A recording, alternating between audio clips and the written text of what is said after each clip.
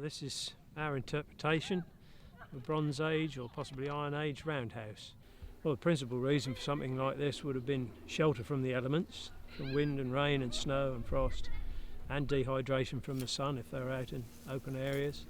And secondly, protection from wild animals. It's easy to forget that would have been wolves and bears and all sorts of predators around in those days, and they would have needed a secure place.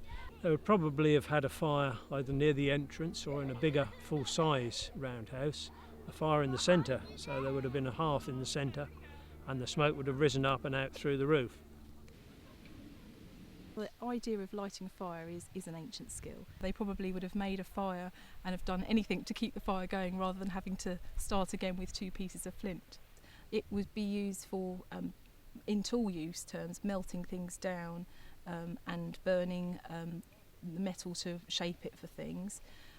Before that, obviously, basic things such as just being able to keep warm, keeping animals away, marking out a territory, working with primitive technology.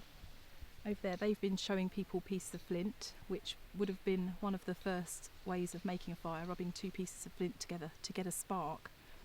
Prehistoric people would have made tools to survive and make their lives much more comfortable. The whole technology started in Africa very close to 3 million years ago, before we'd even learnt to hunt.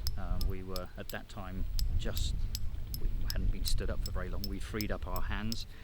For shelter building, the earliest structures, again going back to the Mesolithic, they did have adzes and very basic axes in the Mesolithic, but generally I would have thought that the shelters they were building were from deadfall, because they were so mobile they didn't want to build permanent structures.